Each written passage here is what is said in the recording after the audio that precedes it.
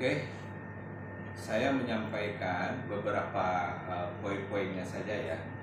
Saya Martias Tanjung sebagai mantan Ketua DPD Partai Garuda Provinsi Sumatera Barat. Hari ini saya bermasalah dengan dengan Ketua Umum Partai Garuda yang sekarang namanya udah berganti Partai Garda Republik Indonesia. Permasalahannya bahwa saya menjalankan hak-hak konstitusional dia sebagai ketua umum di Sumatera Barat dan saya laksanakan clear, terlaksana dengan baik, tetapi dia bohong, dia nipu. Yang ditipu bukan pribadi saya saja, tetapi semua kader-kader Partai Garuda di Sumatera Barat dan termasuk masyarakat-masyarakat yang namanya dicatut, lalu kemudian mereka dirugikan secara keuangan kan begitu. Jadi pertanggungjawaban moral saya ke kader-kader di Sumatera Barat itu ini yang paling penting. Nah, dalam hal ini dia membawa-bawa nama pejabat-pejabat tinggi karena perbuatan melawan hukumnya, kejahatan-kejahatan yang memang sudah saya sampaikan sebelumnya, sudah saya somasi, sudah saya berikan penjelasan secara kekeluargaan, tetapi kayaknya ini orang kebal hukum. Dan memang iya, pada kesempatan setiap saya bikin laporan baik di Polda Sumbar ataupun di Mabes Polri, selalu penyidiknya itu ketakutan, seolah-olah dia mempunyai kekuasaan yang besar gitu. Dalam urusan ini adalah urusan hukum kan. Jadi kalau seandainya ini tajam ke bawah tumpul ke atas itu sudah menjadi tren. Jadi saya akan melakukan langkah-langkah hukum yang lebih pasti dan agar petinggi-petinggi negara ini paham bahwa kami di Sumatera Barat itu betul-betul menanggung akibatnya. Jadi banyak yang sengsara. Dan apalagi kawan-kawan saya di seluruh Indonesia juga, kawan-kawan ketua DPD Jambi, kawan-kawan ketua DPD Kepulauan Riau, Medan, dan sekretaris Jawa Barat juga udah ngeluh. Dan saya ambil risiko ini sebagai pionirnya supaya kebenaran itu terungkap. Maka saya didampingi oleh lawyer saya, Bang George, dan insya Allah beliau untuk masalah konsisten memperjuangkan keadilan kebenaran itu, dan kemudian Bang Dr. Nyoman Ray, insya Allah di dalam urusan-urusan penegakan hukum beliau bahkan sering diundang sebagai ahli, dan kemudian Bapak Wanda Oktarian Alba SH juga sebagai orang yang konsen untuk membela kebenaran. Saya tidak merasa benar, tetapi hari ini kami terzolimi rakyat dan masyarakat banyak. Untuk itu saya serahkan kebijakannya sama beliau-beliau para penasihat hukum. Oke teman-teman, yang saya hormati. Pertama-tama ingin kita sampaikan ya, ini berkaitan dengan Ketua Dewan Pimpinan Pusat ya, Partai Garuda. Dia menggunakan salah satu PT, dan PT itu dipakai untuk menilai kegiatan partai. Ya, dan ketua tadi yang disampaikan oleh ketua tadi itu terlaksana kegiatannya.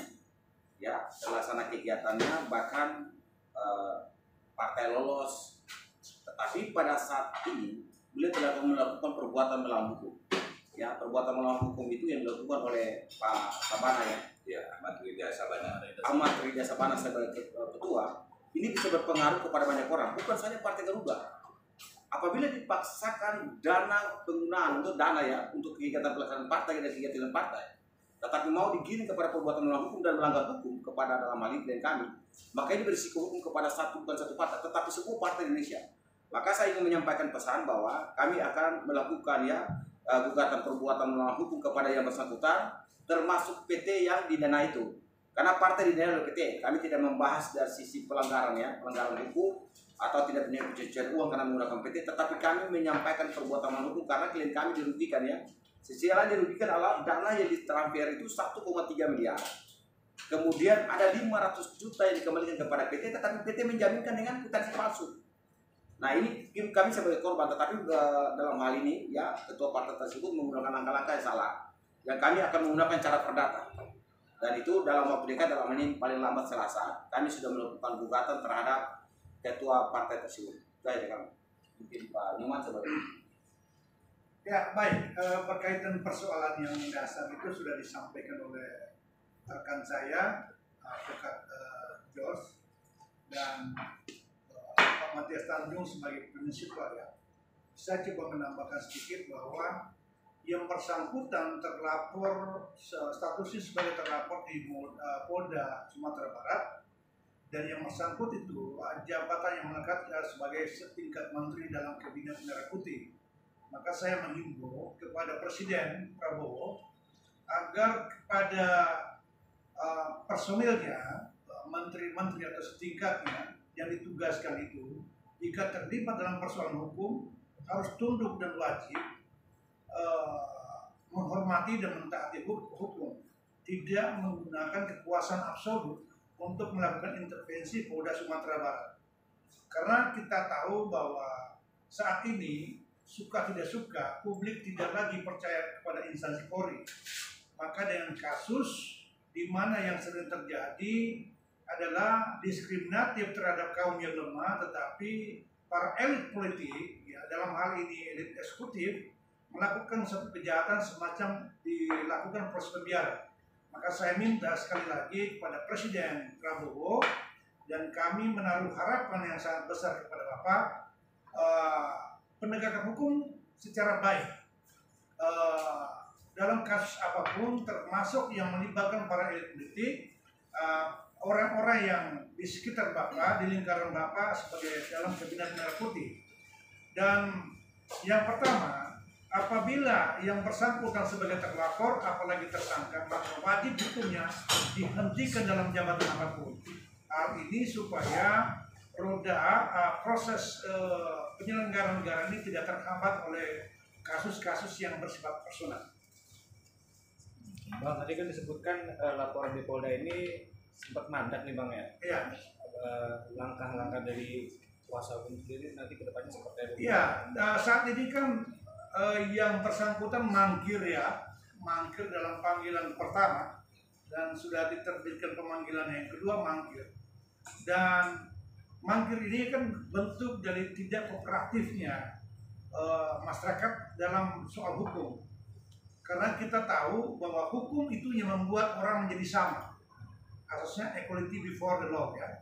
Kalau orang itu tidak menjadi sama, syaratnya satu, hancurkan sistem hukum itu.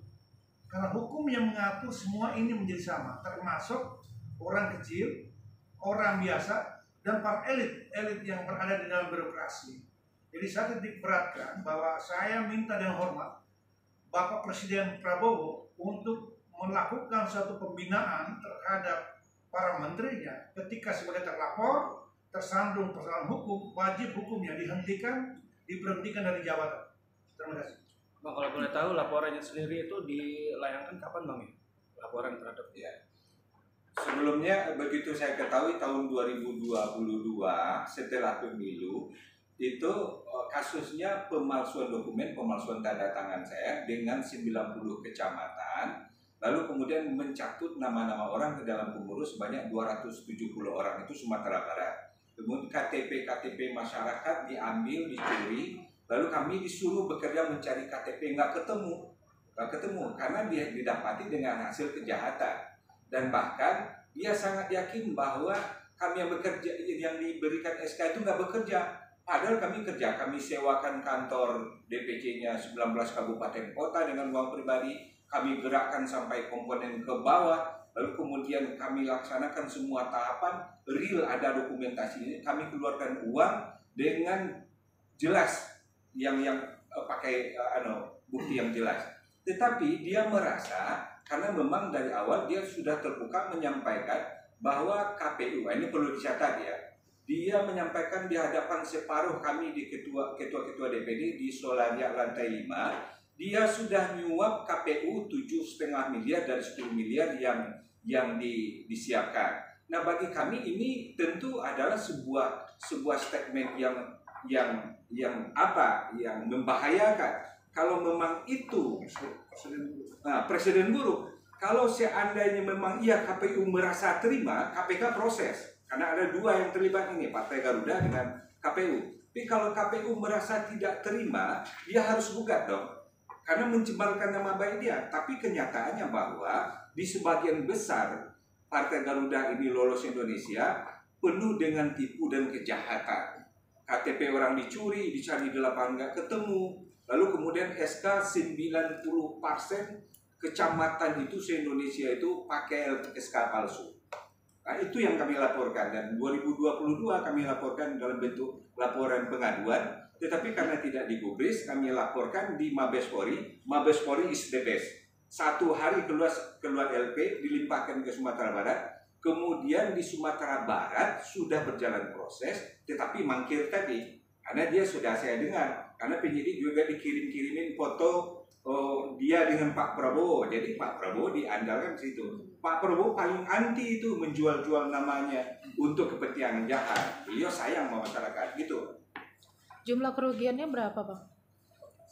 Kalau untuk yang keuangan cash 1,8 miliar, tetapi kan namanya partai, kita nggak mungkin setiap bertemu masyarakat mengkwitansikan. Jadi sekitar 3-5 miliar, tapi kan belum diaudit. Saya minta audit kalau fair nih, audit semua DPC yang hari ini sudah berjuang. Ayo kita terbuka. Kalaupun akhirnya tidak sebesar yang kita tuntut, yang penting audit, fair kita, jangan kabur gitu. Saya tambahkan sedikit ya teman-teman. Jadi gini, ini masalah urusan partai, ya kan? Tapi ketua ini melakukan tidak melawan hukum dalam arti melaporkan klien kami di Polda Metro Jaya, ya kan? Ya. Dampak daripada beliau melakukan laporan polisi Polda Metro Jaya dengan menggunakan pengaruh dia sebagai salah satu ya setingkat menteri ya dalam hal ini utusan presiden, itu sangat menimbulkan risiko hukum kepada klien kami. Makanya langkah kami pertama adalah menyampaikan untuk kasusnya itu dihentikan, dia ditemukan. Kemudian kita meminta gelar ya untuk segera ya minta gelar di Polda Metro Jaya. Kalau memang Polda tidak melakukan gelar, kami akan melakukan permohonan gelar di Mabes Polri. Setelah itu kami tetap langkah perdatanya jalan, karena apapun yang terjadi pada klien kami yang berdampak merugikan nama baiknya maupun kerugian materialnya. Nah, sudah berjuang untuk partai tetapi dikriminalisasi oleh ketuanya sendiri. Nah, ini yang tadi dampak-dampak ini yang terjadi Rio di Partai Garuda, dan saya menyampaikan kalau memang dipaksakan dana politik dipakai untuk melaporkan pelanggar kerja politik dan ini ketua partai, ini berpengaruh kepada semua ya partai lainnya juga. Makanya secara tegas semoga Kapolri maupun Kapolda ya atensi terhadap perkara-perkara ini supaya jangan dipaksakan, karena ini bisa berdampak buruk kepada semua kader partai bahkan rakyat Indonesia. Gitu aja dari kami. Mungkin gitu aja. Ada tambahan, Bang? Ya mungkin tambahan dari saya. Ini kasus ini saya rasa ini kasus serius. Saya mohon kepada Bapak Presiden untuk menegakkan hukum ini pada tempatnya lagi. Pokoknya kasus ini jangan sampai tidak terlaksana, tidak dikawal, dan kita bersama-sama untuk mengawal kasus ini. Saya berharap untuk dukungan masyarakat juga ini, coba lihat, buka mata kalian untuk menegakkan keadilan yang sebenar-benarnya dan menempatkan hukum pada tempatnya lagi. Korbannya se-Indonesia. Karena ini nih yang dirugikan negara, bukan segelintir masyarakat, tapi negara sudah dirugikan di sini. Di mana letak marwah hukum kita? Ya, itu aja. Oke. Baik, saya tambahkan sedikit bahwa ini sengketa partai politik ya. Kita sebutkan saja Partai Garuda. Jika Partai Garuda melakukan manipulatif dengan melakukan pemalsuan dokumen-dokumen penduduk, maka ini menjadi presiden buruk. Apalagi kita menyambut keputusan Mahkamah Konstitusi baru yang memungkinkan beberapa tahun ke depan, 5 tahun ke depan akan muncul partai-partai baru. Nah, kalau ini dibiarkan, maka ini menjadi pembelajaran yang buruk bagi sebuah bangsa, kaitan dengan administrasi negara, lalu kaitan dengan nama baik partai politik. Maka ke depan dimungkinkan dan sangat dimungkinkan banyak orang mendirikan partai politik dengan menggunakan data-data palsu. Dan ini menjadi catatan yang sangat baik, dan case ini harus menjadi perhatian bagi KPK.